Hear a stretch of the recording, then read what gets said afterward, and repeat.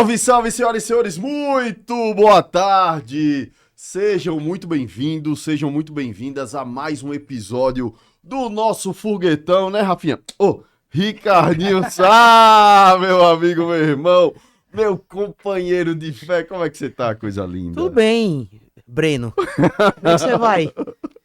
Tudo ótimo. Boa tarde não existe em podcast, cara. É verdade, né? É bom Então dia, boa vamos tarde, recomeçar, boa noite. né? Não.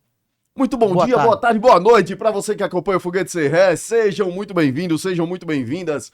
É uma satisfação, como diria o seu Chico, inenarrável, uma satisfação inoxidável estar mais uma vez, pela 40ª vez, com meu amigo, meu companheiro de fé, grande Ricardinho Sá. Boa tarde. Oi, lindo, boa tarde. Boa tarde.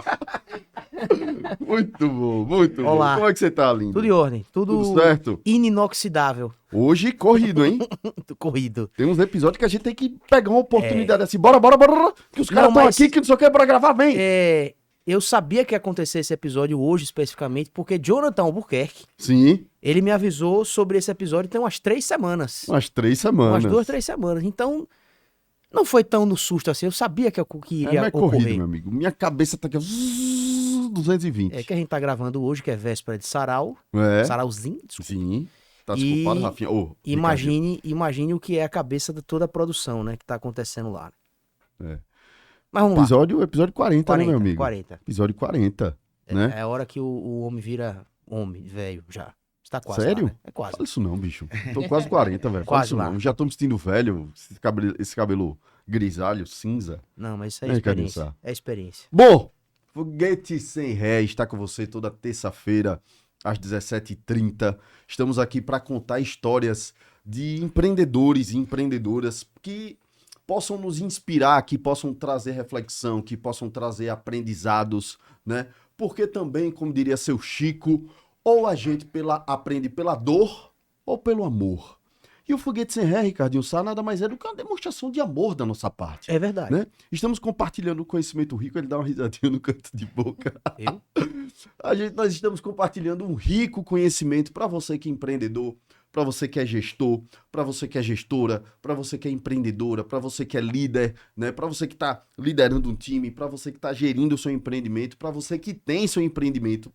Use o Foguete Sem Ré como ferramenta de aprendizado. E é muito bacana, todo lugar que eu chego, todo lugar que a gente chega, né, Ricardinho? Todo mundo comentando do Foguete Sem Ré, todo mundo falando que tá assistindo, que teve insight, que mudou alguma coisa no seu negócio, porque viu algum depoimento, alguma fala de algum convidado ou convidada nossa. É esse o nosso propósito, tá? E os convidados de hoje... O que foi, Ricardinho? Não, porque eu concordo com tudo que você falou aí. Ah, beleza. É o- Claro, e não, é uma que você balançada- concorda eu sei, pô. Estamos aqui 40 vezes fazendo isso, é porque você concorda, né, filho? Pois é verdade. Né? Você tem Concorda? razão. Você tem razão. Boa tarde. E os convidados de hoje, hein, Linho? Oxente, é uns convidados, meu amigo, sangue boníssimo, pô, papai. A gente já teve aqui um convidado também com essa mesma pegada. Foi? Que inclusive é conhecido deles, muito conhecido. É o Carequinha. Já É, teve o nosso aqui carequinha, né? dando aula. E é engraçado como a importância das conexões, né? Dessas pessoas que fazem conexões, né? E eu costumo dizer, em qualquer lugar que eu chego, meu amigo, o universo não conecta as pessoas à toa, né? O universo não conecta as pessoas à toa. Estamos aqui por algum motivo, estamos aqui por algum propósito, nos conhecemos por causa de alguma coisa que a gente ainda não sabe, né? E, diferente dos outros episódios, eu vou deixar os caras falar, certo? Não vou dar nenhum spoiler, não vou contar história, vou deixar vocês falarem. Velho, se apresentem. A casa é de vocês. Sejam muito bem-vindos. Muito obrigado. Obrigado, Rafinha. A Ricardinho. Vai pegar, viu, Rafinha? Vai Ô, pegar. Que desgraça. Obrigado também, Brunão, pelo convite. Tô super feliz em estar aqui, com essa estrutura massa, com esse pioneirismo, e aí, falando tanto de Aracaju, Sergipe, Bahia, a gente estava comentando aqui hoje, né, sobre o podcast, sobre o Foguete Sem Ré, sobre o nível de estrutura que vocês têm aqui, e para mim é muito, muito bacana participar hoje de coração, estar aqui, trocar ideia. Tenho certeza que essas ideias não vão ser em vão, com muitas certeza. coisas vão surgir daqui também, para vocês que estão assistindo, pra gente que tá aqui na mesa. E é assim que se faz negócio, que se criam ideias, que se rompem barreiras. É conversando com gente bacana, trocando experiência, discordando, concordando, evoluindo. Então eu queria agradecer o convite. E a gente já fala logo mais também, vou deixar a gente não falar aqui, mas a gente já fala logo mais, senão eu tomo conta, viu? Eu só queria você. Primeiramente, boa tarde a todos os ouvintes, né? Todos vocês que estão aqui ouvindo o nosso podcast.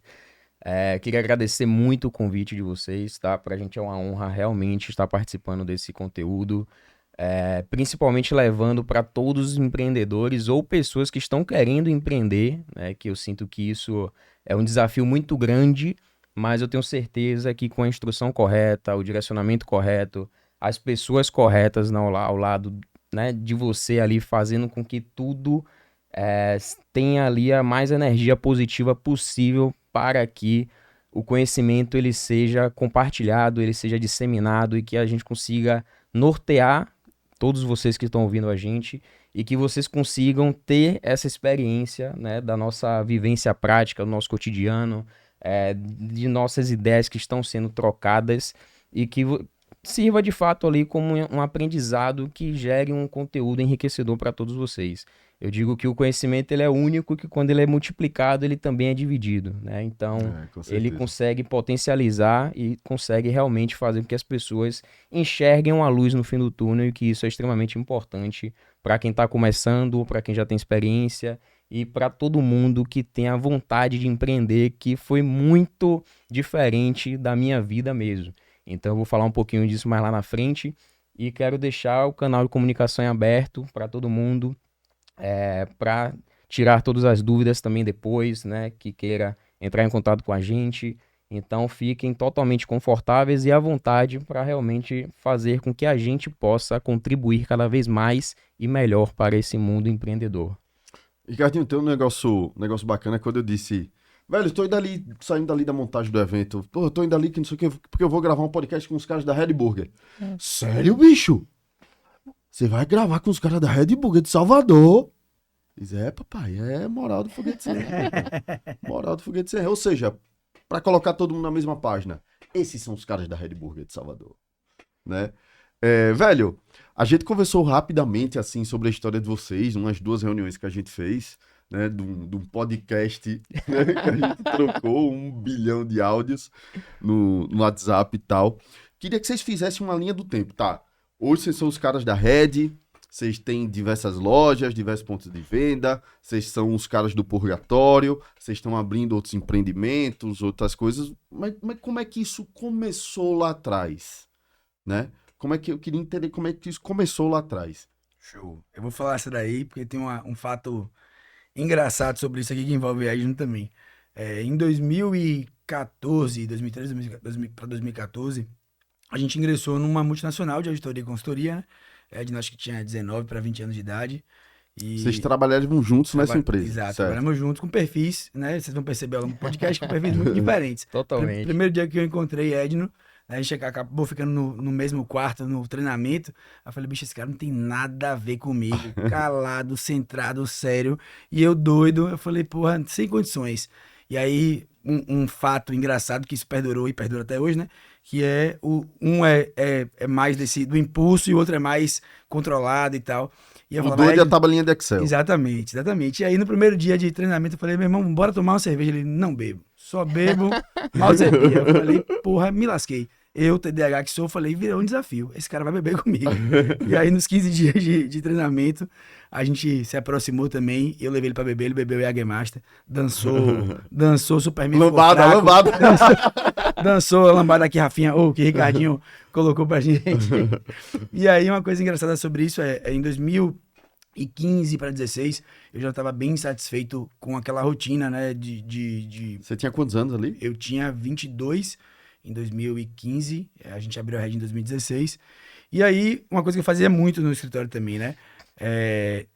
Eu já sabia que eu não queria fazer aquilo ali, e aí todos os dias eu chegava, e aí abria meu computador, antes de começar o trabalho, e abria Pequenas Empresas, Grandes Negócios, exame, e vários outros portais, né, que falaram sobre empreendedorismo e ficava olhando o que as pessoas estavam fazendo. E aí chamava a gente, falava, irmão, olha aqui, ó, um monte de gente fazendo um monte de coisa que a gente já pensou, que podia pensar e tal. E a gente veio com a ideia que, graças a Deus, não foi pra frente, que era a ideia de abrir uma saladeria, né, que por sinal agora tá voltando, inclusive, Opa, que beleza, os caras saíram de salada para hambúrguer, exatamente. O nome foi, inclusive, dado por Irina, que é minha esposa, foi Insalata. E a gente montou essa salada no pote e tal, não sei o quê. Depois falou, pô, bicho, esse negócio não vai dar certo. E aí, acabamos desistindo dessa ideia em específico. E já tinha muita vontade, eu trabalhei no Outback, né? Fui garçom do Outback por um período curto. Foi uma escola Mas gigantesca antes para ou mim. depois da multinacional? Antes da multinacional. Então você começou a trabalhar com quantos anos? Comecei a trabalhar com 16 para 17. Não, mentira, comecei a trabalhar com 14. Fui promoter de uma festa chamada Cala a Boca e Beija Logo, com 14 anos. Fui gerente dos promoters, que era uma festa, uma matinê, né, praticamente. E aí eu vendia ingresso, comecei a vender muito ingresso. Aí o cara falou, bicho, você quer tomar conta dos promoters? Eu falei, opa, quero demais.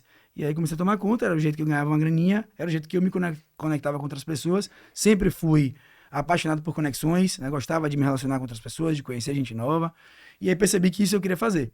Fui seguindo minha vida, virei promoter também com 17 anos de idade, de algumas baladas já adultas. Eu não podia nem entrar nas baladas, mas vendia já as baladas em Salvador. Tinha Garota Carioca, que não existe mais, Fashion, Madre, Dolce, enfim, todas as baladas de Salvador, eu fui promoter também. E percebi que eu gostava de viver daquilo ali também, de entretenimento. Mas tinha uma coisa muito complicada nessa vida de entretenimento, que os caras não pagavam. E aí começou a me frustrar. Isso. Falei, Sério, bicho? os caras não pagavam. E aí, se estiverem me assistindo, nós vamos saber disso. Mas eu falei, pô, bicho, não vou ficar sem receber. Falei, meu irmão, bora fazer uma permuta, então. Me pague em bebida nessa surra, que eu tô feliz demais em receber em bebida. E aí, bebia todo o meu pagamento dos nomes que eu colocava, dos ingressos que eu vendia. E aí, voltando pra jornada ali da Red, né, do começo da Red, nessa época da multinacional, eu já estava bem satisfeito, percebi que não queria fazer mais aquilo, e estava um pouco mais incomodado. Ficava olhando sempre essa questão dos empreendedores, o que tinha de empresa nova e tal. Ficava cutucando o Edno todos os dias. Falei, bicho, pelo amor de Deus, E o que é que vocês faziam nessa multinacional? Era multinacional de quê? Era uma das Big Fours, uma multinacional de editoria e consultoria tributária. A Ernest Young. A Ernest Young, exatamente. Mas você, doido assim, você fazia o quê nela, isso, velho? irmão. Consultor tributário. Que beleza. Exatamente. Tudo a ver comigo, pô. Nasci para aquilo. Mas foi uma escola sensacional, assim, para poder criar uma casca. Não sobre só a parte técnica, mas foi um lugar que me jogou assim no mundo. Falou, meu irmão, você não sabe fazer porque você não estudou ainda sobre isso. A gente entrava em projetos que a gente nem sabia o que era. A gente foi pra um projeto específico aí que o cara falou, isso é outra história engraçada de Edno, que o cara falou, a gente vai contar soja, auditar soja. Aí Edno passou assim por um lugar, falou, isso aqui que é milho? Aí o cara falou, não, pô, isso aí é soja. Contando uma coisa engraçada sobre ele. E eu também não sabia. E cheguei lá e o cara falou, é você que vai ensinar pra gente a mexer com soja e tal? Eu falei, sim, com certeza. Liguei pro supervisor, meu irmão, não sei nada sobre isso daqui. Ele, estude manual. Eu falei, pronto, é isso aí, vou estudar manual. E aí em 2015 eu percebi que não queria fazer mais aquilo. Numa viagem pra Chapada Diamantina, fomos eu, Irina, um dos nossos antigos sócios também, e outros amigos. Fizemos uma trilha louca chamada Cachoeira da Onça, enfim, tudo tem onça na Chapada Diamantina, né? E a Cachoeira da Onça é uma trilha de 5 horas e pouquinho de ida e 5 horas e pouquinho de volta. A gente chegou Cacete. exausto, morto. E aí, na volta, o assunto surgiu sobre atendimento. Né? E eu tinha trabalhado no Outback. Trabalhei no Outback, minha esposa não é brasileira, né? Irina cresceu na Itália. E no período que eu trabalhei no Outback, um dos objetivos era juntar uma grana para poder conseguir ir, voltar, enfim, a gente se conectar. E eu falei que o Outback, na minha opinião, ele foi um divisor de águas de atendimento no Brasil. Né? Antes do Outback existia um tipo de atendimento, depois do Outback existia um outro tipo de atendimento. E eu consegui ver isso lá de dentro. E que eu tinha um sonho de abrir alguma coisa naquele estilo. Uma mini steakhouse de rua, ou enfim, algo nesse sentido. E aí uma coisa engraçada e super importante para esse podcast, por isso que eu fiz essa linha longa, é que a Red Burger, ela é, em parte, sergipana. Mas com muito dedo sergipano. Por quê? Quando a gente conversou sobre isso, a gente falou, poxa, ninguém gosta do atendimento de Salvador, a gente estava conversando, eu, Irina, o resto do pessoal, meu outro sócio, o Ed, não estava nessa viagem. E aí a gente falou, pô, bicho, então vamos abrir um negócio, né? Aquela conversa de bar quase. Vamos abrir um negócio então para poder mudar essa realidade do atendimento e da cultura, de como as coisas são servidas em Salvador. Falou, vamos. Eu tenho um cara que é minha referência, né, no conhecimento de carne e de tendência na parte de gastronomia, que é meu primo, Vitor Peleteiro, preciso falar dele aqui, que é um guru em algumas coisas que a gente faz. E ele mora aqui em Aracaju, né? Ele é baiano, mas veio para Aracaju. É mais sergipano hoje do que baiano. E ele falou, aí eu falei, pô, eu vou ligar pro cara que eu conheço sobre isso. Eu falei, Vitinho, tenho essa ideia aqui e tal. Ele falou, bicho, tem tudo a ver com hambúrguer. E eu acabei de ajudar a montar uma hamburgueria de um dos meus melhores amigos, que é a Blend, daqui de Aracaju. Eita, pô. De Joãozinho. João. E aí falou, você quer vir visitar? Eu falei, meu brother, isso foi sábado. Eu falei, sexta-feira eu tô aí. E aí viemos, nós 4, né, pra cá, pra Aracaju. E nessa a gente foi pensando nos nomes. Surgiu o nome Red na vinda. Odiei o nome Red no primeiro momento. Depois eu falei, tem tudo a ver com o que a gente queria. Um nome curto, né, enfim. Americano. A gente queria passar essa ideia também da hamburgueria nova-iorquina, com um pouco de Mas por que influência. Red? É isso. É exatamente nessa ideia. A gente veio partir de uma ideia de marketing, né? Eu sabia que eu queria um nome curto, um nome direto. Eu queria mostrar a influência estadunidense, né, nova-iorquina, sobre o hambúrguer, sobre a nossa ideia e estrutura arquitetônica. E queria que o nome tivesse uma cor que tivesse um impacto muito grande. E a gente ficou pensando em vários nomes, né? Pensamos em nomes em inglês que não tinham impactos legais na pronúncia do brasileiro. E aí o Red, né, que seria Red, a gente falou, opa, falar Red não é uma coisa ruim para a imagem, não fica um negócio feio. Porque um dos nomes que surgiram foram gourmet, só que o me era de carne, então gourmet. Aí eu falei, meu irmão, todo mundo vai chamar de gourmet. Gourmet, né, Ricardo? Exatamente. Não, Red. Red. E gourmet ia ficar um negócio muito estranho, ia ser gourmet. Falei, vamos de Red então, que é a cor da carne, vermelho é a cor da fome, um nome curto, e a gente se apaixonou pelo nome ao longo do tempo. E aí cheguei aqui em Aracaju, conheci João, e Vitor me levou pra conhecer a Blend, né? Eu falei, porra, que massa, que ideia irada, né? Salvador só tinha 2 hamburguerias na época, a gente foi a terceira hamburgueria de Salvador, artesanal. E Aracaju já tinha também, com um modelo muito parecido com o que a gente queria na parte de lifestyle, mais street. Eu falei, porra, curti muito. Chamei até Joãozinho para participar. Ele na época falou, meu irmão, não aguento, tô fazendo um monte de coisa aqui. Então, e hoje a gente troca muita ideia sobre muita coisa, sobre muita coisa de business também. E daí que surgiu a Red, foi assim que começou. E aí eu voltei para Salvador com mais certeza do que eu queria fazer.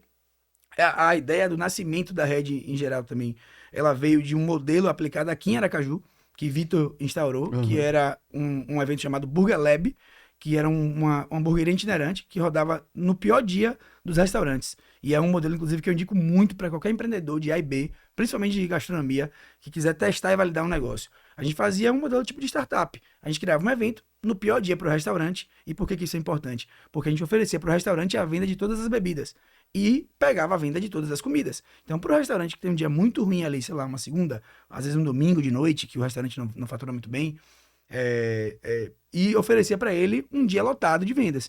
E fazia um evento às cegas, que a pessoa não vai ter contato com o meu nome, então surgiu o nosso evento como Burger Experience. Então não tinha o nome Red, caso a gente errasse, e a gente errou muito. Então a gente criou esse evento com essa ideia, e isso foi aplicado aqui algumas vezes até surgir a Blend. E eu entendi que isso era um modelo sensacional para testar os nossos negócios de gastronomia ou de coquetelaria, enfim.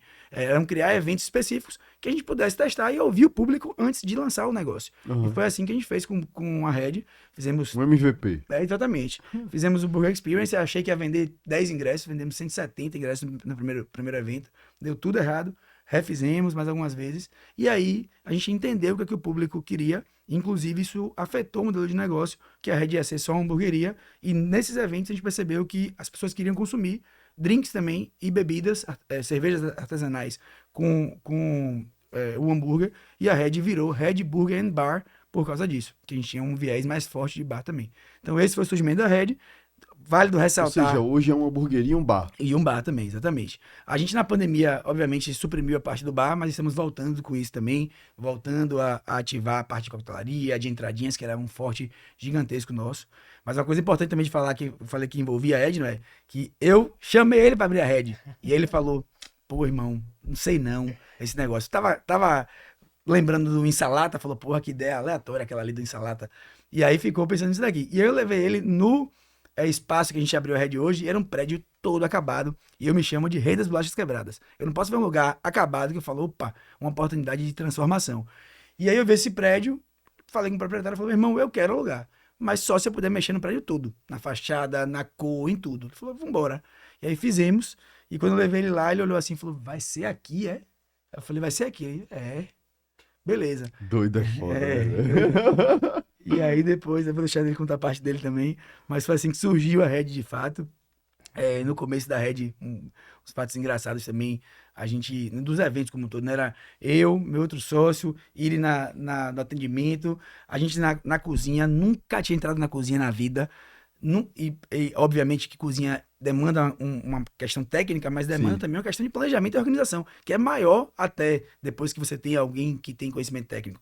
E a gente achou, teve a ideia de doido, de que 770 pessoas ao mesmo tempo conseguiriam comer hambúrguer sem nenhum problema. Todo mundo chegou lá no horário marcado, 170 pessoas, e tinha uma chapa que comportava 20 hambúrgueres por leva, né? Por 15 minutos, mais ou menos. E aí foi um caos total. E todo mundo maluco. Foi assim que eu fiquei careca, inclusive, para ressaltar. Já tive cabelo. E esse foi o começo da Red, assim, com um pouco da minha influência também, das minhas vivências de fora, das vivências dos outros sócios, dos clientes, né? A Red se tornou um organismo autônomo também. Hoje a gente já considera que a Red tem vida própria de fato e ela se transforma com base nela mesma, né? Não só no que a gente acredita. A gente percebe algumas coisas às vezes que a gente quer fazer e fala, pô, isso aqui não tem nada a ver com a Red. A Red não gosta disso. Eu gosto, Pedro, mas a Red não gosta. E barra aquela Que ideia, aquela massa. criação, isso é bem legal. Foi assim que tudo começou. Isso precisa de um senso de maturidade gigante, né? Com Precisa ter um certeza. senso de maturidade. Me diz uma coisa. Hoje são quantas lojas? Quantas redes? Nós Salvador? acabamos de abrir a 5ª unidade no Rio Vermelho, que é uma loja mais pocket, que tá dando muito certo, que fica coincidentemente no mesmo lugar que a gente tem um outro bar, que é o Beco, é como se fosse parece um food park aqui de Aracaju, né? Só que ele tem 2 andares, são containers, né? Ele foi todo construído como container. O foco E todas as operações são de vocês? Não, Ah, a gente tem certo. 2 operações lá dentro, que é o Beco e a Red. E aí essa foi a 5ª unidade. A gente tem uma loja num ponto turístico, que é perto do Farol da Barra, que por sinal, no carnaval vira um camarote Red, vai para o 2º ano.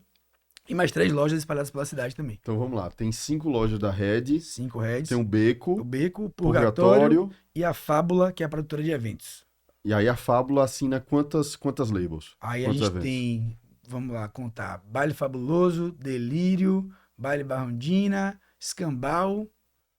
Por enquanto é isso. E mais um que vai surgir aí que é o Tocaia. Tocaia. Ou seja, no ano vocês fazem 5 eventos. 5 marcas. Além da Exato. operação de todos os. Tá. Até então. Só pra turma ter uma noção, assim. Vocês vendem quantos hambúrgueres por mês? Hoje, porque a gente divide vendas em 2 perfis, né? Hambúrgueres altos, Certo. que são os hambúrgueres de 180 É gramas. bacana você falar e isso, smash. porque eu vejo muito. Desculpe te interromper, Nada. mas muita hamburgueria, digamos assim, esse tipo de restaurante. Um focado no smash, o outro focado que é no blend, né? A carne mais alta é blend, O blend, exatamente. né? Mas o Smash, ele tem uma técnica diferente, né? O Smash, na realidade, Não, o que eu digo é os restaurantes específicos. Um é só smash, o outro E é só outro é só blend. hambúrguer. Eu não tinha visto ainda, Ricardo, não sei se você já viu. Uma que vende os dois, o blend e o smash e tal. Até porque são operações diferentes, né? O blend, Processo, que ele é né? mais alto, a cocção dele é mais demorada. O que é cocção? Cocção é o processo de cozimento da carne. Então, quando a gente faz uma cocção ali na chapa, normalmente hambúrguer é feito na chapa, charbroiler, a Certo. gente não utiliza charbroiler, a gente utiliza de fato chapa. lisa. Chapa lisa, né? Entendi, ok. E aí, quando a gente coloca a carne na chapa, a cocção, né, que é o processo de cozimento dele, é mais lento, né? Porque ele tem que, né, jogar o suco, né? Vamos chamar assim, da carne para cima, depois na virada da carne ele centraliza aquele suco, ou seja, aquela enzima mioglobina ali, né? Aquele líquido que sai quando você morde a carne, quando você abre ela. E aí ele acaba sendo mais lento esse processo de cozimento dele. Já o smash não, ele é uma bolinha, normalmente, que ele é amassada, então é o processo smash mesmo, de smashar a carne, né? Vamos chamar assim. Deve preparar mais E aí rápido, ele é né, muito ali na mais chapa. rápido, a chapa, a temperatura ela é muito mais alta também, ela cria uma crostinha na carne. Então, normalmente, os restaurantes não gostam de adotar esses 2 modelos porque são operações diferentes. Entendi. E aí, a ideia de todo restaurante é simplificar, né, a operação dele Sim. para justamente levar mais velocidade de atendimento. E são modelos de negócios diferentes também, né? A gente também, falando sobre isso especificamente que você falou, a gente também apostou nisso. Nós fomos a primeira Smash de Salvador. A gente abriu a Red, depois teve a segunda Red, que foi em Jaguaribe, que foi a Red que a gente entrou, e entrou pro grupo como um todo. Depois teve a Red Barra, aí a gente mudou de lugar na Red Barra e aí abrimos a Red Smash, que era só Smash Burger, que fica num lugar perto do carnaval também. E no começo foi muito difícil as pessoas entenderem o que era o Smash. Porque o Smash ele tem 2 pontos, né? Tem um perfil de sabor mais apurado, porque tem a crosta, né? Tem a crosta lá concentra sabor, que é a reação de Maillard. Mas todos os 2 hambúrgueres têm isso. Mas o verdadeiro motivo, no meu ponto de vista do Smash existir, ele é um modelo de negócio, pensando em escalonamento. E a gente queria testar isso também. Porque o McDonald's, por exemplo, ele surgiu de um hambúrguer alto também. Não o McDonald's em si, mas o consumo de hambúrguer nos Estados Unidos começou com um hambúrguer alto, com a almôndegazona ali, sendo amassada, mas numa carne maior. E ao longo do tempo, as pessoas, né, os empresários da área e do setor, tinham que encontrar um modelo de escalonamento. E o Smash, ele é um modelo super escalonável, que demora muito menos tempo para sair um produto. Você consegue ter uma variação de produtos muito pequenas, então você tem a mesma carne, geralmente o mesmo pão, então por isso que você não vê isso.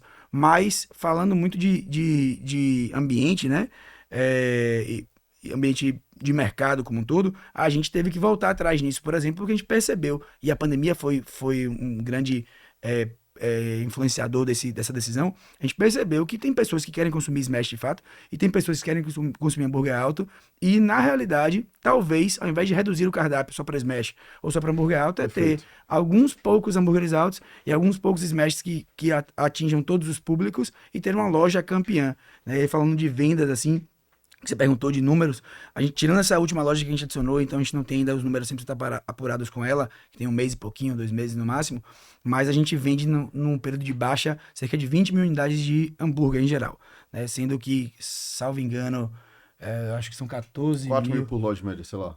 mais ou menos. É porque tem uma loja que vende muito mais, que é a nossa loja matriz, e outras que vendem menos, né? Certo. E tinha uma que até pouco tempo atrás só vendia Smash. Então ela era uma das responsáveis também por uma grande quantidade de vendas de Smash Burger.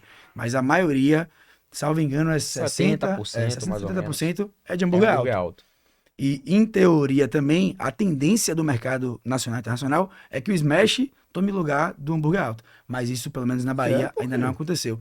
Por causa da operação da operação, exatamente. Que se você parar pra pensar, isso já aconteceu em outros lugares, né? Quando você vai para os Estados Unidos, fala de Shake Shack, Five Guys, In-N-Out, McDonald's, Burger King, a tendência é que você vá, obviamente, esmechando até ficar muito industrial, algumas cadeias, e outras que são escalonáveis, como Shake Shack, Five Guys, que fazem carne de verdade, que usam batatas de verdade também, né? Enfim, um molho artesanal, só que eles precisam ter um modelo que seja sustentável. E o Smash é sustentável tanto operacionalmente, né, no sentido de pessoas, quantidade de pessoas, velocidade, controle de estoque, como também em tempo, né? Tempo de execução, que é um dos fatores, indicadores mais complicados do delivery, por exemplo.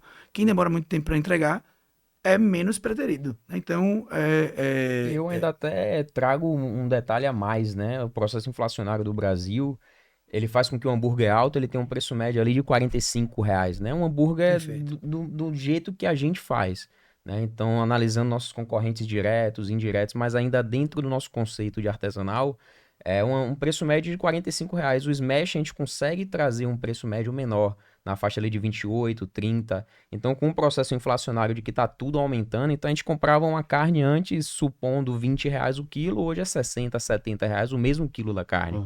Então, esse processo inflacionário fez com que a gente começasse a entender que o futuro era o Smash por conta de ser mais acessível para a pessoa, né? No primeiro momento, do blend lá. tem a opção do blend. Ele é o preferido. Ele vende 70% do nosso Ele ainda é o preferido. Porque quando a gente começou com o Smash em Salvador, em específico, teve um preconceito muito grande, porque as pessoas imaginavam que era um hambúrguer normal, sendo que na verdade não, era praticamente ali metade do tamanho da carne, porque a bolinha de carne naturalmente, né, ela é menor. O hambúrguer alto ele tem 180 gramas, o Smash vai ter 90 gramas de carne.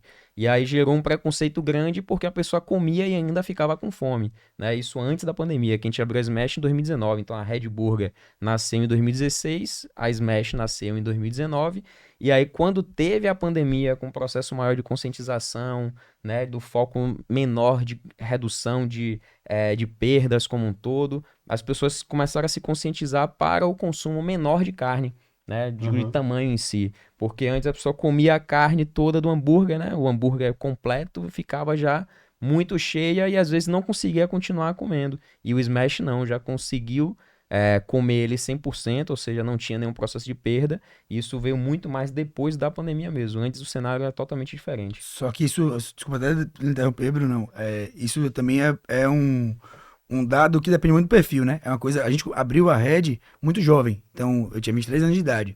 Quando você tá muito mais novo, isso é uma coisa que a gente tá percebendo aqui, eu tenho 31 hoje, o seu perfil de consumo, né, de quantidade, ele é diferente. E o nosso público, ele é muito jovem, mas também não é, depende, né, da região. A gente percebeu que isso tem impacto pra caramba. Em alguns bairros específicos, nosso público é mais velho e outros é mais jovial.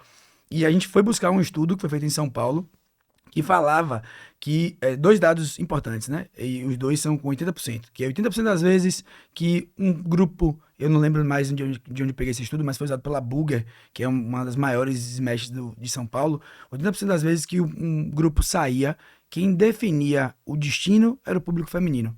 E mais de 80% do público feminino tinha informado nessa pesquisa que desistiria de ir para um lugar se soubesse que no seu prato, no seu ticket, iria sobrar comida.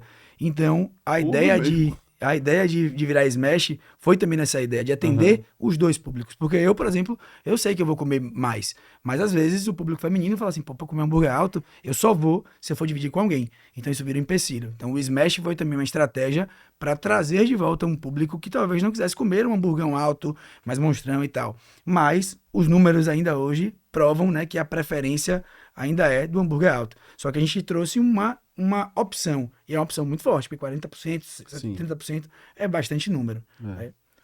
Fazendo até um disclaimer, assim, né, sem recomendação de alguém que esteja ouvindo e falando assim, pô, quer dizer então que a tendência vai ser Smash, eu vou abrir uma hamburgueria Smash, né, nessa linha. Não necessariamente, porque o Smash, por ele ter um preço menor, ele também tem uma margem de contribuição menor, ou seja, aquilo que gera depois, né, de abater um custo variável em relação ao preço de venda. Então isso acaba sendo até mais difícil você virar o negócio, porque ele gera menos faturamento líquido, né, vamos chamar assim, essa margem de contribuição. E aí a pessoa tem que ter já uma expertise maior em relação ao processo, em relação ao mercado.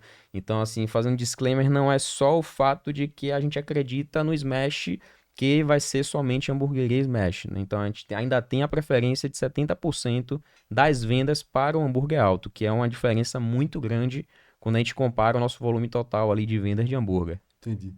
Aí me diz uma coisa, só para ficar claro para a turma. Vocês não tinham experiência nenhuma com restaurante, cozinha, nada? Eu tive a experiência no Outback, né, que eu acabei rodando cozinha, rodando salão, mas certo, uma ok. experiência que não... Passou quanto tempo no Outback? Passei um mês e pouquinho. Tá, muito achando pouco, que era 6 pouco. meses, 7 meses. Nada. Zero, experiência muito Foi pra pequena. virar sua chave e pronto. Virar a chave sobre atendimento. Sobre cozinha, a virada de chave foi na Red de fato. Foi operando os Mas eventos. vocês chamaram algum sócio que tivesse experiência de cozinha e tal? E Não. como é que foi assim?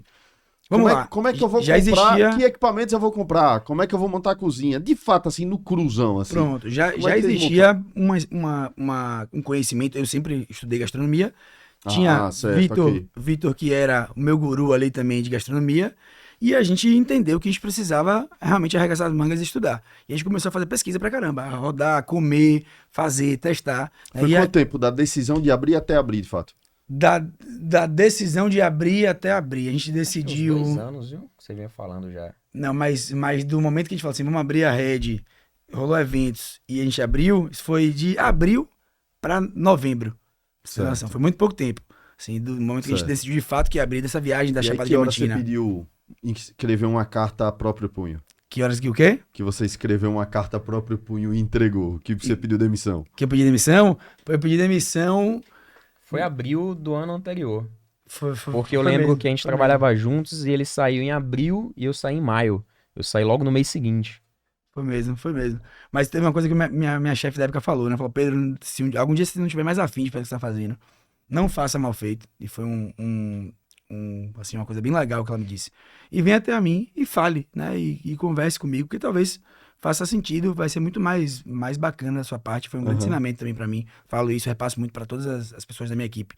E eu levei isso também de maneira muito honesta. Teve um momento que eu já tava realmente percebendo que eu tava pensando já no outro projeto, não tinha mais o que fazer, tava muito longe de existir a Red, não tinha nem nada desenhado. Mas eu precisava parar e me focar naquilo. Foi aí que entrou meu Porto Seguro, que é a Irina que tá ali no cantinho, que eu falei, minha filha, segura as pontas aí que Bangu vai virar, vou ficar sem receber salário. Ela falou, vambora, bora cair pra dentro. E aí eu larguei tudo, meus outros E sócios, ganhava quanto por mês? aí eu ganhava demais, era um salário muito alto, R$ 1.800 bruto na época. O líquido dava ali uns 1.600, 1.587,43. por... Cadinho? mais de ticket de refeição, era 800. A gente fazia miséria com esse ticket. Mas, mas assim, foi uma coisa bem, bem interessante, porque óbvio que eu mudei minha visão muito, e isso teve muita influência de Edna também, sobre um equilíbrio dentro do negócio, né? Porque eu entrei no negócio muito pelo game, eu falo isso até hoje. Eu gosto mesmo do game, eu gosto da oportunidade de jogar. E isso é muito bacana. Só que se for só por Bem-vindo isso. ao meu mundo. Mas se for só por isso, muitas vezes você pode jogar, né, num negócio que talvez não seja 100% saudável. E dei sorte / competência de só jogar jogos bons, assim, né? Digamos assim. Mas hoje jogo com muito mais consciência, com muito mais racionalidade também, pensando, opa, quero jogar esse jogo, mas vamos primeiro tentar fazer com que o tabuleiro seja seguro, com as regras que eu já conheço mais ou menos. Então, quando eu me joguei ali de fato e decidi que ia sair, comecei com minha chefe, então ela falou, pô, beleza, então acho que eu vou tentar pedir sua demissão. Isso me ajudou muito ali na época, né? Eu falei, pô, minha amiga, vou lhe dar um abraço, por sinal, Carlinha, um abraço. Ajudou muito, nem sabe. E eu caí de cabeça naquilo ali, vivi todos os dias, comecei a pesquisar, comecei a estudar.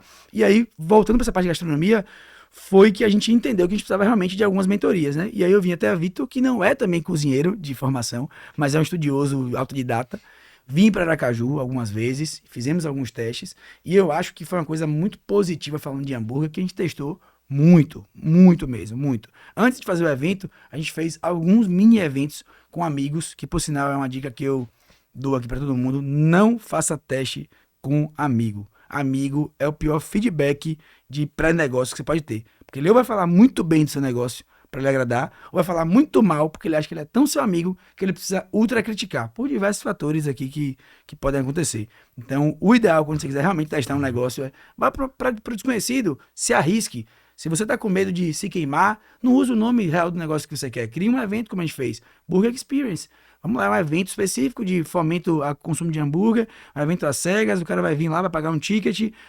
O nosso foco, e aí a gente teve uma sacada também, a gente queimou o ticket nisso, porque o foco não era ganhar dinheiro, o foco era testar meu produto. Então a gente fazia um negócio que tinha hambúrguer, acompanhamento e entrada, na época por, acho que era 25, era R$ 30, era um ticket muito baixo, então teve uma adesão muito grande, mas eu queria dado, né? E na época, em 2016, apesar de parecer muito próximo para você que nasceu depois dos anos 2000, que eu nem sabia que existia gente que nascia depois dos anos 2000, mas para você que é adulto hoje, vai empreender nessa idade, no 2016 o Instagram estava começando a ser alguma coisa. Então, conectar e coletar dados era algo muito difícil, né? Muito difícil mesmo. Então a gente precisou fazer dados manuais mesmo, criar uma fichinha para todo mundo escrever o que achou do hambúrguer. E de 0 a tal, fazer uma pesquisazinha mesmo e entender, opa, esse aqui dá certo, a pessoa não gostou, não precisa botar um nome, coisas que criamos para poder realmente ter uma visão. Então foi algo bem, bem interessante também. Mas como bom TDAH, eu esqueci o que ele me perguntou também. É importante. Sabe que se deixar pra eu, a gente fazer 3 horas de episódio aqui. Exatamente. Falei. Me diz uma coisa. Você não é sócio fundador. Não sou sócio fundador. Na Você verdade, entrou em que horas você entrou no grupo, assim? a minha experiência com empreendedorismo ela é totalmente diferente da realidade que Peu sempre teve, né? Eu nunca imaginei que eu ia empreender na vida, nunca passou pela minha cabeça, né? Meu pai, servidor público, então eu tinha uma rotina ali de vida que eu imaginei que eu ia seguir aquela mesma carreira pública, né? Então eu ia estudar, ia passar em um concurso, Eu me formei em contabilidade pela Universidade Federal da Bahia, então eu imaginei que eu ia ser um auditor fiscal da Receita, ou que eu ia ser perito criminal da Polícia Federal, então algo mais nesse sentido de carreira pública mesmo. E quando a gente entrou na Ernest juntos, foi um momento para mim que foi realmente um divisor de águas, e eu falo isso para todo mundo. A pessoa que me influenciou a empreender, a fazer com que todos os negócios que hoje a gente tem, né, dessem certo, é essa pessoa que tá aqui do meu lado. Então eu falo isso para todo mundo, Rafinha. né? Fica olhando pro lado, não é você mesmo. É Peu, então eu faço questão de dizer isso porque eu me sinto muito honrado, né? Todos os dias ele chegava e abria mesmo lá, porra, de pequenas empresas, grandes negócios, e eu tava lá focado, não, irmão, peraí agora não me atrapalhe não, peraí agora não vai dar. Eu atrapalhei a E carreira todo dele. dia ele mandando mensagem, eu falei, Você rapaz, ganhando os mesmos 1.800 conto. os mesmos 1.800 conto, E aí, ele já tinha esse viés muito... Não é de ser um empresário, é realmente de ser empreendedor, né? Porque, pô, a gente começou de baixo, a gente não veio com grana, não veio com acesso financeiro, a gente veio da periferia. Pergunta, como foi que vocês levantaram grana pra primeira? Pra primeira rede? Como todo mundo faz quando não tem grana, é cheque especial, é cartão de crédito, parcela tudo. E Loucura total. além disso aí, Endividaram, não sei o que, cartão do tio, do avô, da mãe, que não sei o que. mas a melhor coisa de tudo pra uma fórmula de quem não tem grana pra abrir um negócio é abra na crise, irmão. A gente abriu a rede na crise. Então, metade do investimento a gente parcelou ó, no bigode. Na confiança do fornecedor que a gente ia pagar e na necessidade dele de vender pra alguém. Então, foi assim que a gente abriu a primeira rede também. Então, crise é um excelente momento pra você que talvez não tenha recurso abrir um negócio, mas continue aí. Meu. Se deixar aí fala, né? Então, eu nunca imaginei ser empreendedor. E todos os dias ele me cutucando, velho, bora abrir alguma coisa. Eu tava em uma fase de vida que eu não tava realmente pensando nisso como uma possibilidade para a minha vida, né? Ou seja, largar um trabalho que eu já tava ali de certa forma estabilizado, né? Eu gostava muito do que eu fazia, então a gente trabalhava na parte de revisão fiscal, imposto de renda, lucro presumido, lucro real principalmente. E era uma coisa que eu gostava muito, eu tinha aptidão, porque eu sempre tive esse viés mais financeiro, mais analítico, mais dos dados. E aí eu senti que a nossa relação ela começou com um ódio à primeira vista, não foi amor à primeira vista. E aí depois de uma semana se transformou em amor à primeira vista, a gente começou a ter uma proximidade muito grande. E eu percebi que essa conexão que a gente gerou no começo, quando foi em abril, ou seja, a gente ficou 1 ano e meio na Ernest praticamente, e pra gente foi uma experiência aí de vida, de maturidade profissional de 5 anos, porque realmente gerou uma casca muito grande na gente em relação à cultura organizacional, coisas que a gente olhava na época e falava assim, velho, se a gente for abrir algum negócio, a gente não quer que seja, em alguns aspectos, tá, parecidos. Outros era fenomenal e a gente aplica até hoje todo o conhecimento que a gente trouxe. Então, quando ele saiu em abril de determinado ano, foi 2015, se eu não me engano, que a Red abriu em 2016, né? Foi 2016, foi em abril de 2016 mesmo. Foi abril de 2016? Foi. Em maio de 2016, eu saí também da Ernest, porque eu não conseguia enxergar mais nenhum pá ali dentro, então eu ficava me sentindo isolado realmente, sozinho.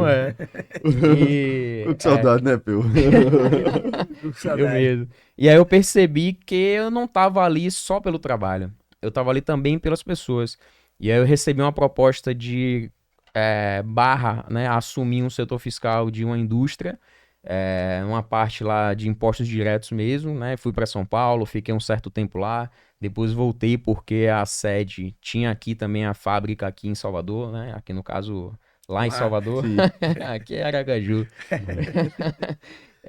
E aí para mim foi realmente um divisor de águas, porque eu fiquei mais 1 ano, ou seja, a gente era muito próximo, então eu acompanhei todo o começo da Red, né? Sempre me disponibilizei para estar ajudando. Então, quando a gente foi olhar o ponto que ele levou assim, era um prédio horroroso. Eu falei, rapaz, isso aqui vai dar errado com certeza, não vai dar certo.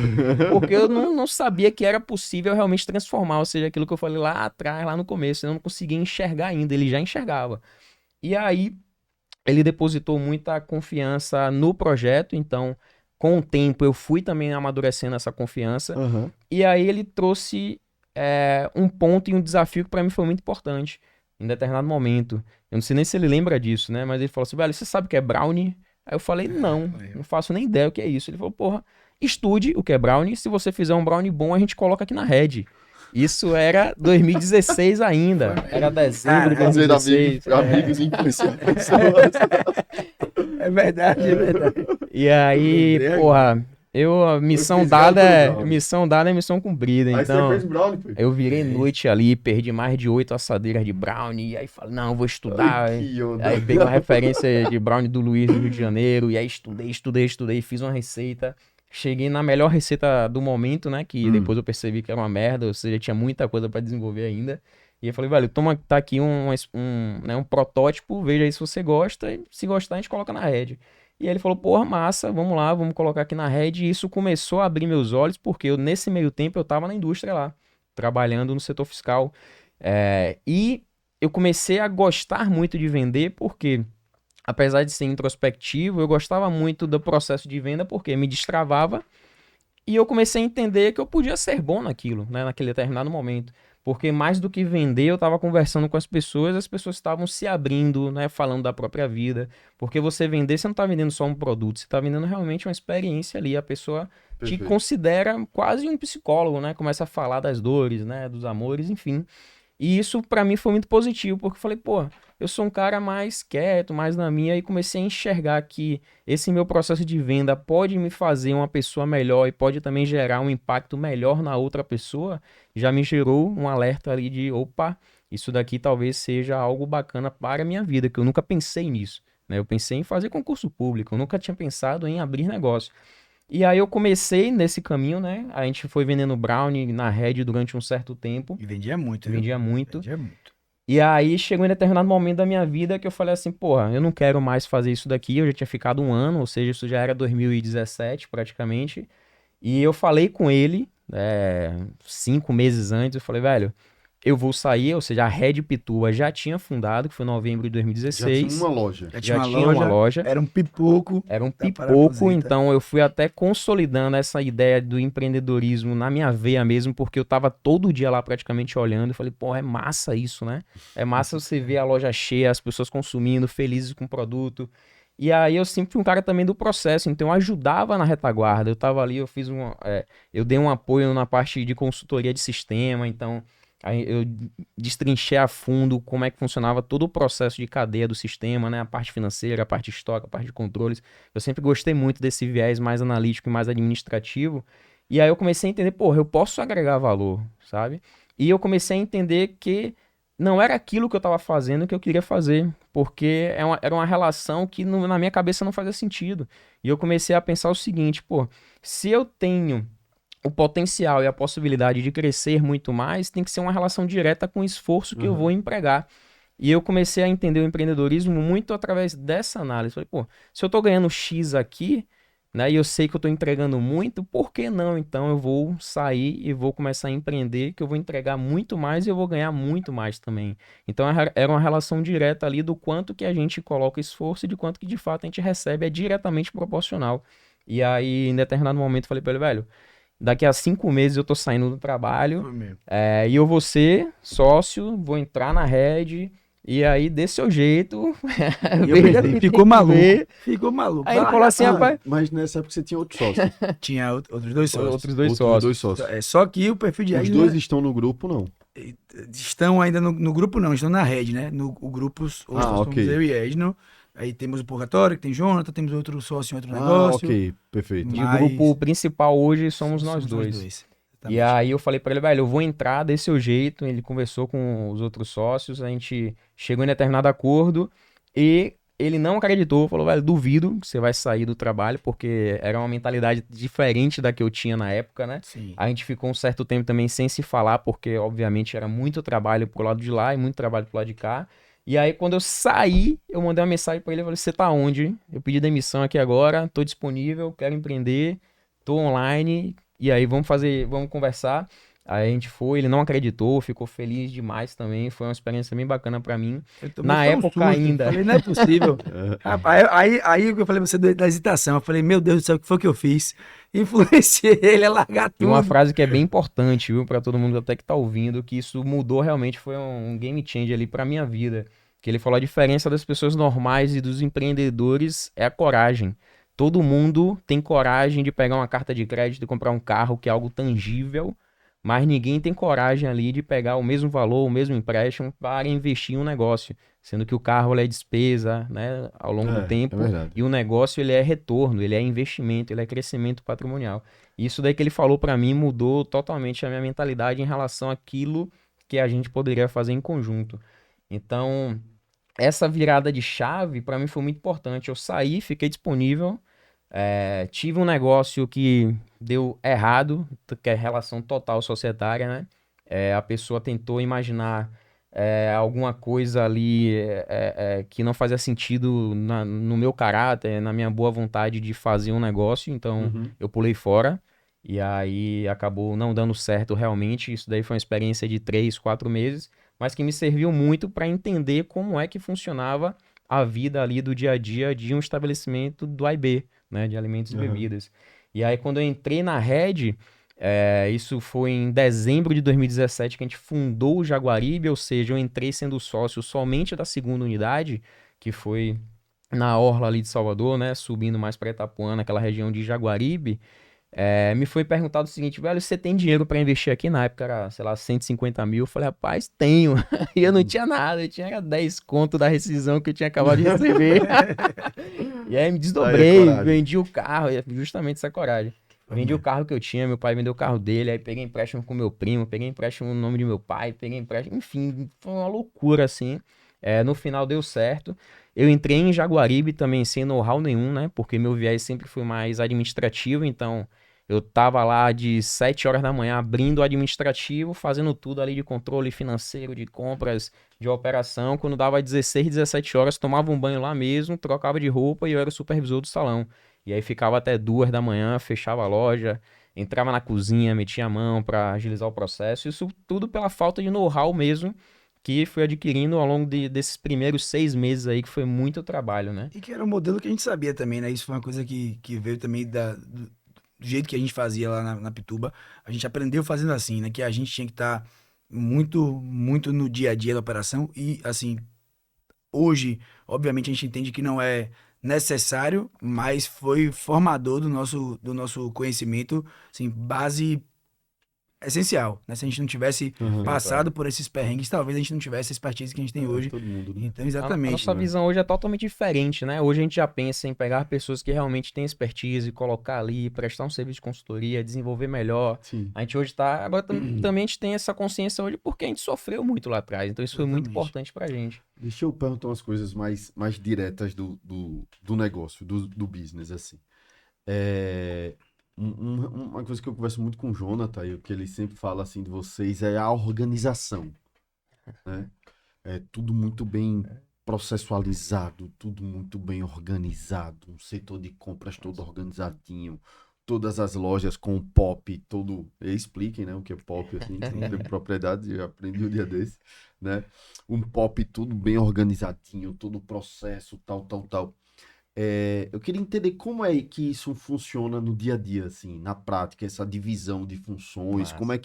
como é que é essa construção, assim, né? Porque, poxa, só para complementar a pergunta, você ter ali 5 lojas em Salvador, uma cidade gigantesca, né? Com desafios logísticos até pelo tamanho da cidade, pelo Certeza. tamanho do fluxo de trânsito, né? Não sei se todo mundo concorda com isso que eu tô falando. E aí outros negócios também, outras operações. E pelo que eu entendi, vocês dois são sócios, aí você tem um sócio, outros sócios da Red, vocês têm um sócio do Purgatório, vocês têm um sócio do evento ali. Como é que vocês organizam isso administrativamente? Antes até deixa a gente falar, com relação a essa pirâmide societária, por exemplo, hoje no nosso grupo, tirando o Purgatório, que o Jonathan Certo. opera junto com a gente no negócio, todos os outros negócios, os nossos sócios, eles não participam da operação. Somos nós quem participamos. Ah, Então, ok, eles certo. não estão na pirâmide da governança corporativa nossa. Então, eles em algum momento participaram, mas hoje não participam. Então, toda essa parte de gestão, que a gente vai explicar um pouco mais também, ela vem da gente, né, no topo da pirâmide ali com relação à parte estratégica, e ela desce para outros colaboradores, né, Certo. e no caso do Purgatório em específico, tem Doc, tem Jonathan, que é o mestre dos magos da Sim, coquetelaria. Mas em todas as outras, os sócios que participam do negócio, eles não operam nem na parte administrativa, nem na parte operacional, nem na parte de conteúdo. Eles estão ali realmente como Ele sócio. tem um equity ali, recebe um Exatamente. dividendo e Exatamente. foi. Exatamente. Não Tá. foi nenhuma delas essa era a ideia inicial, mas aconteceu assim, enfim, foi melhor para uma gestão unificada do grupo. Sim, E agora entendi. explica Até aí. porque muitas decisões, né, sendo ali divididas, acaba dificultando o trabalho no sim, dia a dia das Sim, pessoas, com porque certeza. a pessoa que está abaixo diretamente de você, ela não sabe o que que ela vai tomar de ação, se é A ou se é B. E então, quanto menos pessoas temos dentro ali de um poder de decisão, de tomada de ação, é melhor para quem está abaixo também. É um sim. único direcionamento, né, um único canal de comunicação. Todo esse processo nosso de organização começou em Jaguaribe, quando eu estava lá. E aí surgiu a oportunidade de eu assumir a gestão da Red, na época era só Jaguaribe, Apituba, que já tinha, e mais uma loja Barra, que era uma versão menor, não é essa Barra que a gente tem hoje. Ou seja, a gente abriu de Red 6 negócios, né? Hoje temos 5, porque no dia o proprietário falou assim, velho, daqui a 15 dias eu vou precisar construir um prédio e aí vocês vão ter que sair. Oxê, E aí a gente teve que Foi. desmontar a loja toda, procurar um novo ponto e colocar. Isso eu já estava na gestão. Então, quando eu entrei na gestão do grupo, eu entrei já com um contrato amarrando metas ali, né?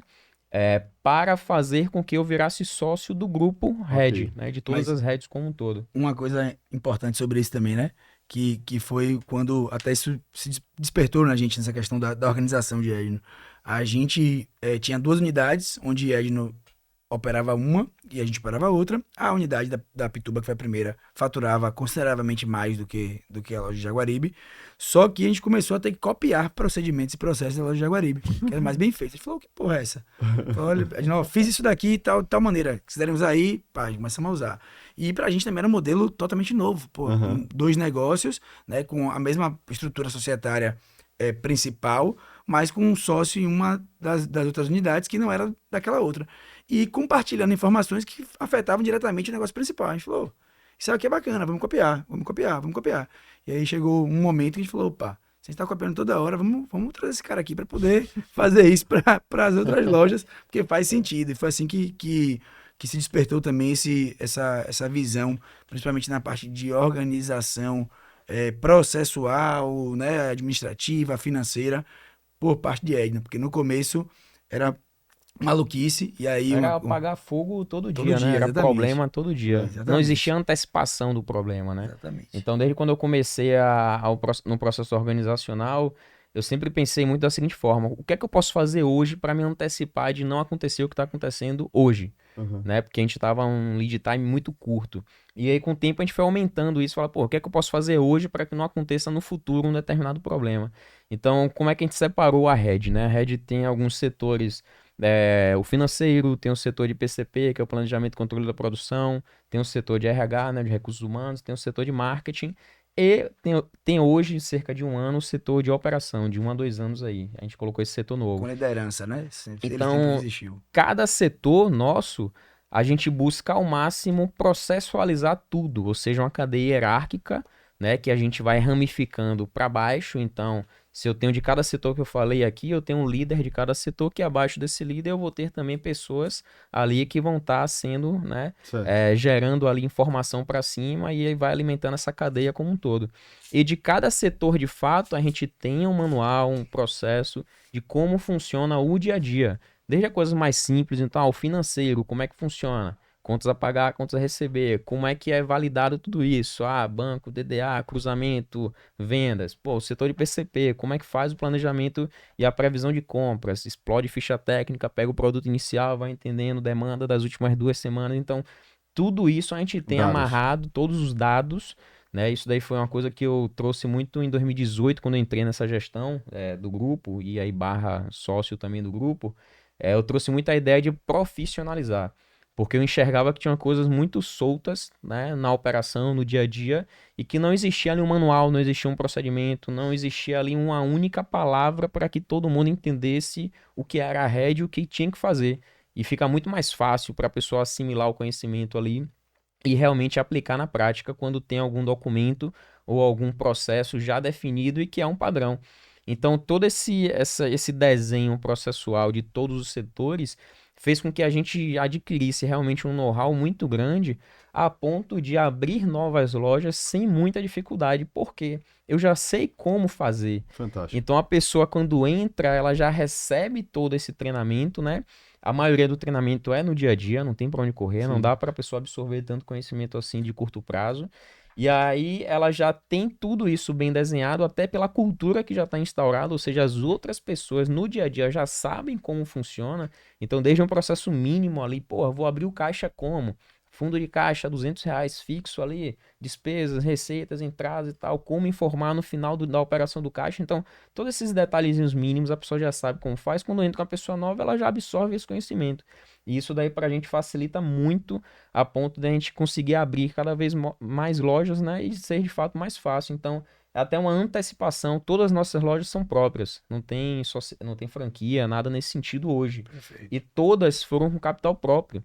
Ou seja, a gente não pegou empréstimo de banco, a gente não fez nada disso. A gente aproveitou o próprio fluxo Próprio ali de caixa. giro Sim. para investir em novas lojas. E aí a gente meio que antecipou um processo de consultoria de franquia, né? Porque a gente já tem tudo desenhado, né? O máximo possível, obviamente a gente não é perfeito, tem muitas coisas que a gente precisa desenvolver ainda e melhorar, mas a gente acabou antecipando esse processo aí realmente de crescimento e de expansão com facilidade, ou seja, com pessoas responsáveis por cada atividade, cada setor, o que é que tem que entregar, o que é esperado dela e cobrança todo dia. Eu tenho um lema que é primeiro a gente informa e depois a gente cobra. Então a gente aplica muito isso lá dentro, né? Quando a pessoa faz alguma coisa de errado, a gente não penaliza imediatamente porque a gente parte do pressuposto que ela não sabia. A partir de determinado momento que ela sabe, a gente começa também a trazer medidas Você ali garante que ela administrativas, a gente saiba, né? garante. É um time de quantas pessoas hoje? Só de Juntando Red a gente tá tudo. chegando a 50. Purgatório tem Tem 12. Bacon tem mais 3. E Fábula tem um grupo societário grande, né? Mas de colaboradores temos 3. Então a gente tá indo pra 60, e quase pouco, 70 né? pessoas. 70 quase. Me diz uma coisa, primeira loja, vocês botaram quanto pra abrir? Primeira loja. Do zero à abertura. Lembrando que é 2016. Não, E certo. que pra mim era muito dinheiro. A gente aportou de capital próprio, foi R$ 69.000, dividido 69, isso, por 3, foram 23 mil de cada sócio, e mais 98 que a gente dividiu no bigode. Então, mais de 50% do negócio foi dividido no bigode. E realmente, pelo amor de Deus, meu amigo, me ajude aí, eu vou pagar. 160 pau aí. Exato, 160 pau, mais ou O salão menos. pra quantas pessoas? Na época, a gente fez milagre também, o salão chegou a ter 90 lugares, mas no começo eram 60 e pouquinhos. É porque a gente tem um segundo platô, Sim. que a gente colocava lugares também, botamos umas cadeirinhas, um sofazinho, e aí cabiam 90 pessoas. mais ou Delivery menos. hoje representa quanto de venda, assim? 40, No geral, vai dar ali 40 a 40%, 50%, depende de cada loja, né? A Exato. Pituba é 45% a 50% de delivery, Tem a Pipema diferença do 30%. perfil do Smash pro Blend no Muito. delivery? no delivery demais. De loja ou de consumo, muito, muito, muito. Por exemplo, a gente tem uma loja que é só Smash, que era só Smash. Então, por exemplo, sei lá, vocês falaram que o Smash vende 40%, né? Exato. Pronto. No delivery, essa métrica se repete? Mais ou menos. Por quê? Porque no delivery, falando da plataforma, né, que é a mais forte hoje no Brasil, que é o iFood, o ticket médio, ele é um grande influenciador na compra. Então, o Smash, por ter um ticket muito mais baixo do que o hambúrguer alto, ele tem uma preferência. Então, isso é uma coisa que a gente percebeu no delivery.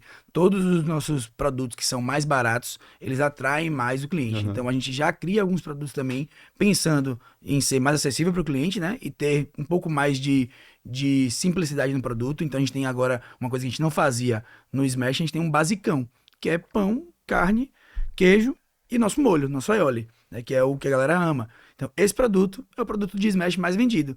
Por quê? Porque ele tem um ticket mais baixo.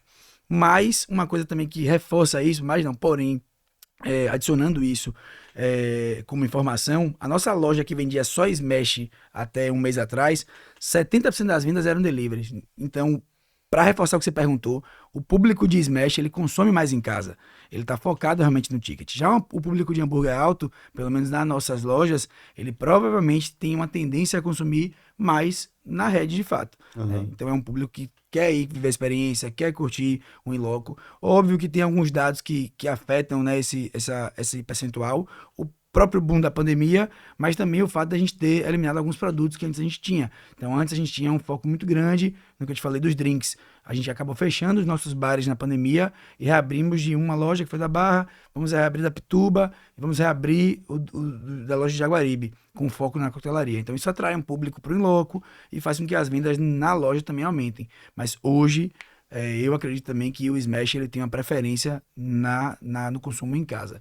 Deixa eu perguntar outra coisa. Falando de marca, de experiência, assim. Por quê? O que acontece dentro da Red, dentro das lojas, pra ser tão sexy? Do tipo, todo mundo que eu já conversei, rapaz, a Red é foda, meu irmão, do caralho, e não sei o que e tal. O que, assim? Qual a que vocês atribuem? Porque, no final das contas, assim, sem julgamento, vou falar sem filtro. Velho, vende hambúrguer. Né? Correto. Beleza? Existem hambúrgueres bons, existem hambúrgueres ruins. Ruins não, de outros tipos e tal. Mas, velho, é hambúrguer. Tem hamburgueria pra cacete. Né? Tem todo tipo de hambúrguer, todo tamanho, né? Tudo. Né? E realmente, das pessoas que eu converso e tal, falo, meu amigo, quando você for em Salvador, você tem que ir na Red. Quando você for em Salvador, você tem que... O que acontece, assim? Qual o conjunto a que vocês atribuem isso? Falando de experiência de marca, é uma coisa que eu fazia com muito desejo, muito amor no começo e faço até hoje também. Eu acho que, primeiramente, nossas lojas, elas vendem hambúrguer, né? Mas desde o primeiro mês para o segundo mês, eu entendi que o grande game, né, da gente era parar de vender hambúrguer. E a gente não poderia mais vender hambúrguer. A gente tinha que vender no momento. E na construção, isso falando na época dos eventos, antes de existir Red de fato. Então, na construção do negócio, eu precisava construir um ambiente que a pessoa se sentisse conectada, que sentisse a verdade dela no nosso negócio. Então, desde da vestimenta até o perfil das pessoas que trabalhavam com a gente, né? Tudo isso foi escolhido para gerar a conexão do cliente com a gente, com aquele perfil de público que eu estava atacando, que naquela época era um perfil de público mais jovem, que hoje, não por coincidência, né, obviamente envelheceu, e o público jovem continua sendo atraído. Então a gente está, assim como outros negócios que duram mais tempo, a gente está envelhecendo com o nosso público, mas continua atraindo aquele público inicial, que é o público jovem, que quer comer um hambúrguer alto, que, enfim, que tem mais o perfil da gente. E aí uma coisa que eu acho que assim, fidelizou nossos clientes é que a gente fala muito a nossa verdade. A Red, dos negócios que eu conheço em Salvador, é um dos poucos negócios que não teve medo de se posicionar em causas sociais, em posicionar em causas que são relevantes para a sociedade, pra caramba, antirracista, enfim. E eu lembro que isso tinha muita delicadeza, né, nos meus amigos empreendedores, que ela fala, porra, bicho, mas você fica falando de antirracismo, de antimachismo, de isso e aquilo outro. Pô, mas pra que você fala isso? Pô, porque isso é o que a Red acredita. E foi sobre o que... As marcas têm uma responsabilidade social. Perfeito, né? Muito. Tem a responsabilidade social e eu acho que cada marca tem o seu perfil, tem a sua persona de fato. E a Red é isso. A Red nasceu para ser mais street, para ser mais rebelde, para ser mais disruptivo, exatamente. Então a Red tem que defender suas causas. A gente não pode ter medo de fazer isso. Eu não estou dizendo que é qualquer causa. A Red não defende qualquer causa. E isso é uma coisa que a gente briga lá diariamente com nossos colaboradores, briga positivamente. Quando alguém bota ali um sambinha ou bota um sertanejo para tocar na Red, fala, bicho, eu sou apaixonado por sertanejo, sou apaixonado por samba, mas a Red não ama, ela não escuta isso, ela escuta outra coisa. Então eu acho que a gente entendeu. A Red escuta rap, a Red escuta um rock indie, um pouco de reggae também. A Red escuta um pouco de MPB, um pouco mais disruptivo. Então a gente tem D2, tem Rapa, tem Rapadura, tem um monte de artistas legais. Baiana System, não pode faltar, obviamente. Então, óbvio que isso também a Red é um organismo vivo e ela é pulsante. Então pode ser que em algum momento isso mude também. Não estou dizendo que é imutável. Mas eu acho que essa verdade foi uma coisa que a gente percebeu desde o começo, que ela existia, independente do que a gente queria fazer. A gente foi o responsável pelo start, né, de construir o ambiente, o visual, a comunicação, o tom de voz, e depois ela criou sua própria vida. E quando a gente começou a focar nessa experiência da venda do momento, da venda do que a pessoa sentia quando via na Red, o game mudou totalmente. E aí realmente mudou. as pessoas começaram a ficar fanáticas pela Red. A gente conversou sobre isso antes do podcast, que tem 11 malucos, 12 comigo, que tem a tatuagem do tourinho da Red. Tudo bem que ganha 50% de desconto, né? Para o resto da vida. Mas a gente achava que ninguém ia fazer isso. E as pessoas fizeram porque elas eram fanáticas. E quando a gente foi dar uma olhada em quem eram essas pessoas, eram pessoas que não precisavam do desconto. Eram pessoas que fizeram porque queriam ter o Red tatuado.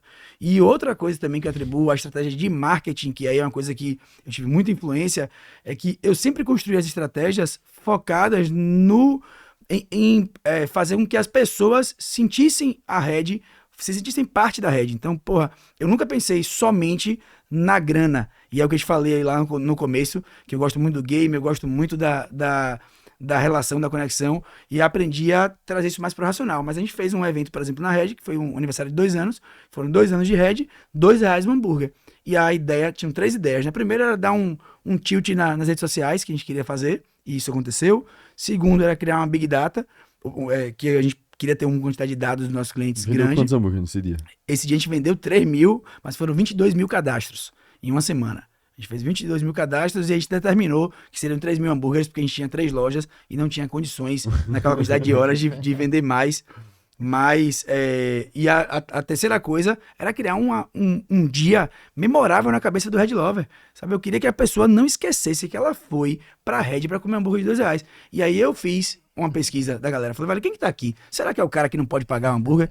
Não, irmão. Era todo mundo que podia pagar o hambúrguer. A galera trouxe cadeira de praia, cooler, juntou a galera, uma fila quilométrica. Pra quem conhece a nossa loja da Pituba, fica numa ladeira e ela tem uma esquina que vai até um supermercado famoso da cidade.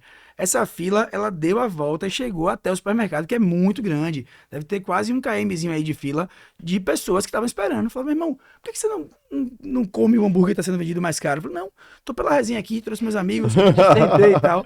E a gente fez vários momentos desses. A gente construiu uma praia em Jaguaribe, pegamos uma caçamba de areia e fizemos uma praia em Jaguaribe para fazer um evento na inauguração do verão de Jaguaribe. E trouxemos um artista famoso da cidade, que é Pedro Pondé, e fizemos isso de graça. Open Bar de Colorado, falando algumas marcas porque me vem à memória. Open Bar de um licor parceiro também. Batatinha frita de graça pra galera. Entradinha de graça. E hambúrguer para os X primeiros. A galera falou, mas vocês são malucos? Porra, vocês vão ganhar o quê? Eu falei, meu irmão, eu vou ganhar com você vindo. E você nunca vai esquecer de mim. Então era isso que eu queria causar no cliente. Uma mídia espontânea gigante. Isso, obviamente, uma mídia espontânea gigantesca, mas eu sei que aquele cara é um promotor, e o promotor, meu irmão, ele o bem mais valioso que a gente tem no nosso negócio. O cara que não só gosta do meu produto, mas ama a minha marca, defende, briga por ela, quando tá boa e quando tá ruim também. Então essas pessoas aqui eu tenho um cuidado gigantesco de cuidar. A gente tá chegando no finalzinho do nosso episódio. Se deixasse aqui, né, Ricardinho? Já 8 passou horas de muito de uma podcast. hora. A última pergunta, assim. Qual foi a grande cagada da história de vocês? Do tipo, meu amigo, agora a gente errou. Se tivesse um mural, assim, um pódio de erros. Pera aí que a gente tem que combinar.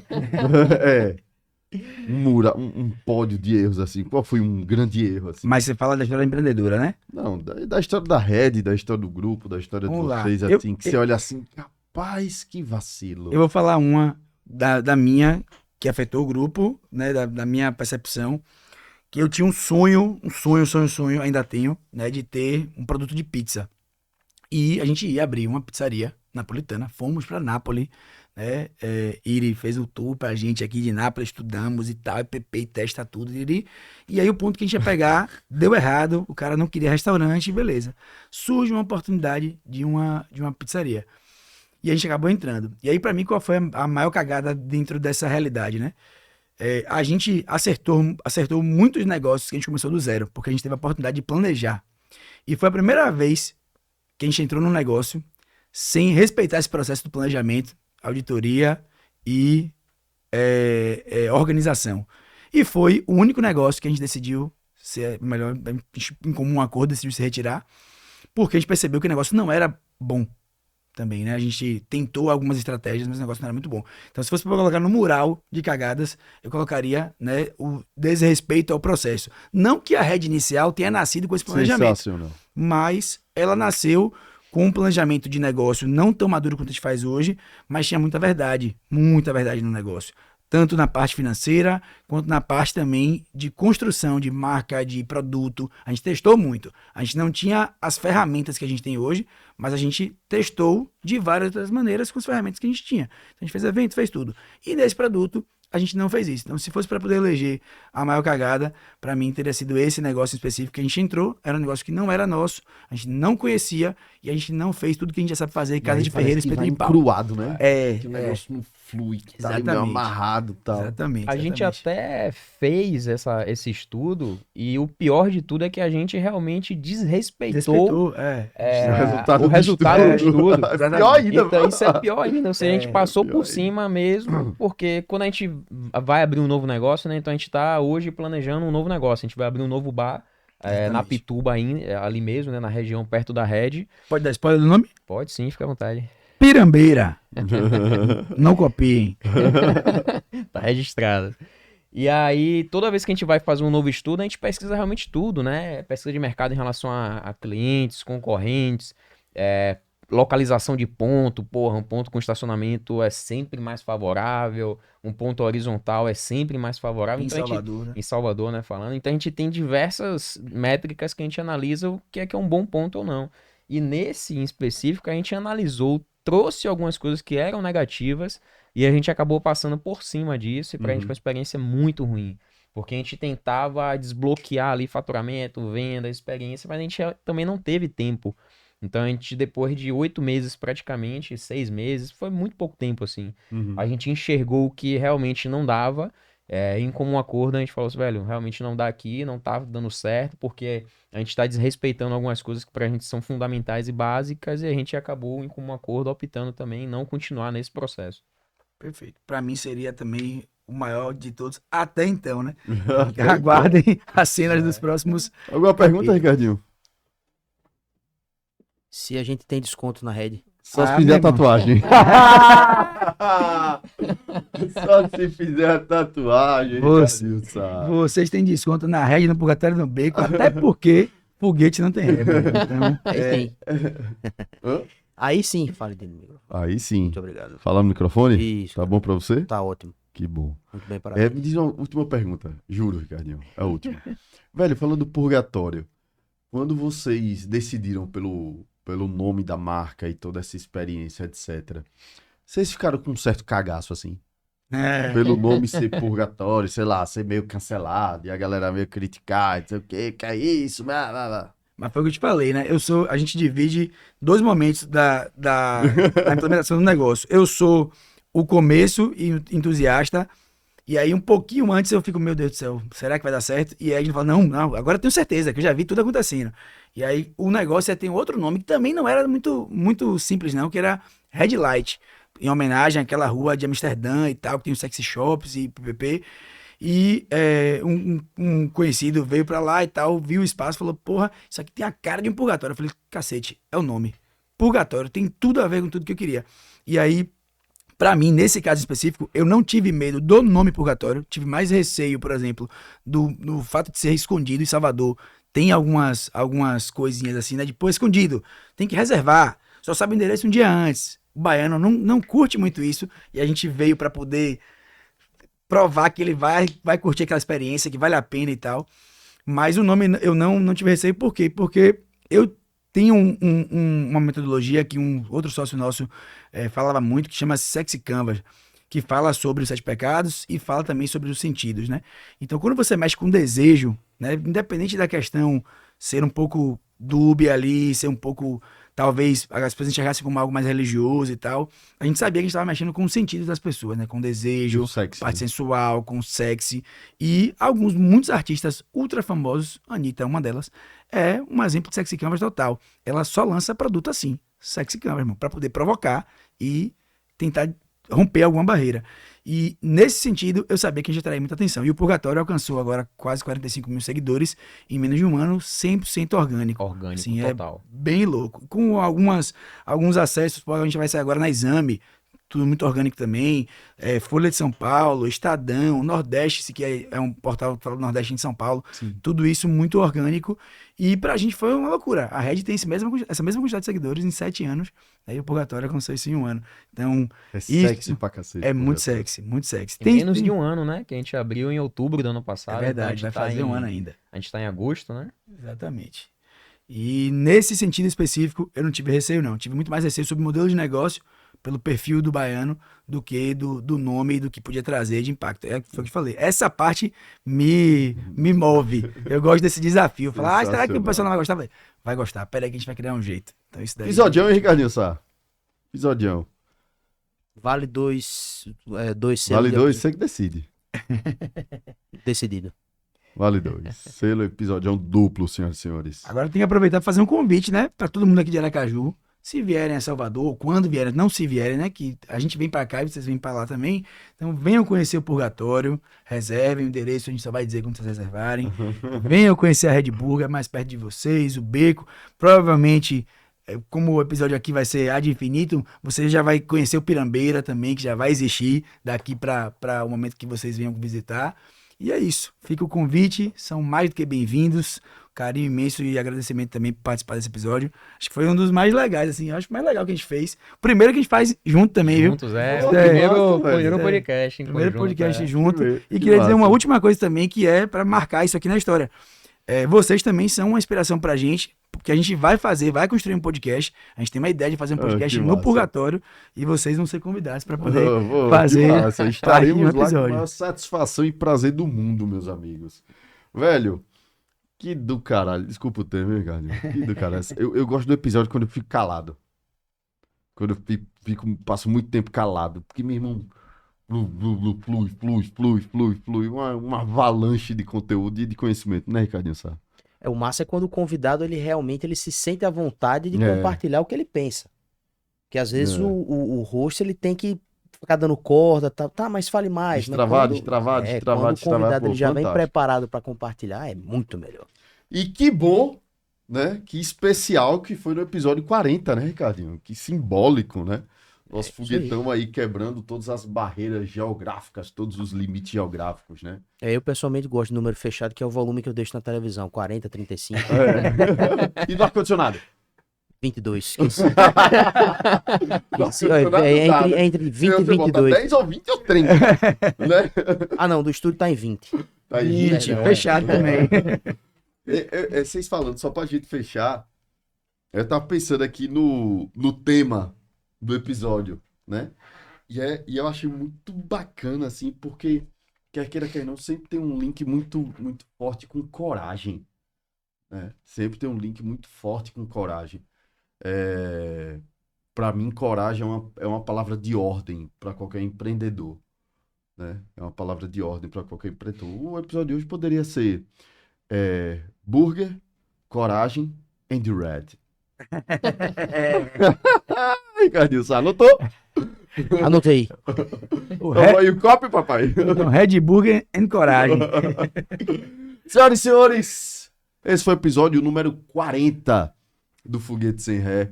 Que bom que você esteve com a gente até agora. Acompanhou esse episodião duplo, seu episodião duplo até o final. Sou Bruno Oliveira. Não esqueça de seguir seus amigos aqui nas redes sociais, no Instagram, no Spotify, no YouTube, dar estrelinha, compartilhar, se inscrever no canal, blá, blá, blá, nhê.